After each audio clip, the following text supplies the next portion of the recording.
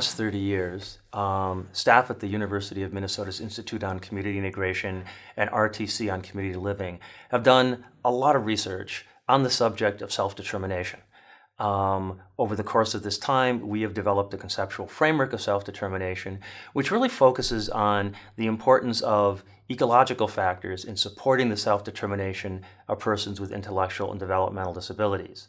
This study focused on one aspect of that, developing and implementing and looking at the effectiveness of a family support program designed to help families better support the self-determination of their family member with intellectual disabilities who is currently living at home. The individuals who took part in this program were persons with intellectual disabilities anywhere from 16 to 55 years of age. And the idea behind the program of research itself was really to focus on what can families do better to support self-determination over the life cycle. This project had a number of different phases. It started out with an intensive review of the literature, progressed to technical expert panels with persons with disabilities, and finally, participatory planning and decision-making groups with self-advocates, persons with intellectual disabilities themselves, and family members of individuals with disabilities who were living at home. What we did in these first phases of the project was really try to get information from the critical stakeholders as to what they thought were the most important things for families to know and learn in order to effectively support self-determination. That information was taken, and we spent, over the course of about 2 years, a considerable amount of time developing an 8-module curriculum designed to be implemented with families and persons with intellectual disabilities to enhance the support of self-determination within the home and community. One of the things that we found was that family members of our participants, had very little time on their hands. And after consulting with them and experts in the field, we decided to make one significant change to this project, and that was to implement our intervention via a telehealth or telepractice perspective. So what we did was to bring together persons who were caregivers for individuals with intellectual disabilities together via a WebEx or telehealth, telepractice perspective, and to conduct small groups with these families via technology.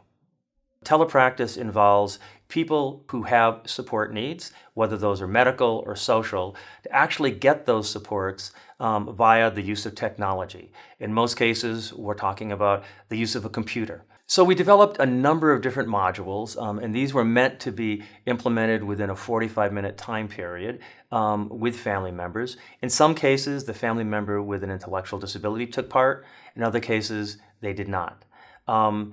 The modules focused on disability awareness, advocacy and self-advocacy, how to effectively navigate systems, the importance of developing relationships with the idea of developing social capital, and finally, how to effectively access supports in a timely manner.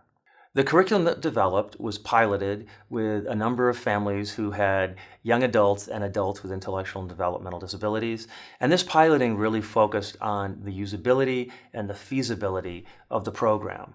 What we found was that families really appreciated using a telepractice perspective because they could engage in the training in the comfort of their living room, and they didn't have to drive somewhere. So what we found is that we had a very high level of participation from families. Surprisingly, we found that families told us that they enjoyed this approach much more than an in-person approach, and they felt that they could actually be more active in their participation because of the fact that they had a screen between themselves and the other individuals with whom they were interacting. At this point, we are still in the process of doing our final analysis of our data, but we really think that this is an approach which is going to be more and more used in the future in order to support families not just in enhancing the self-determination of their family member with a disability, but in a lot of other areas.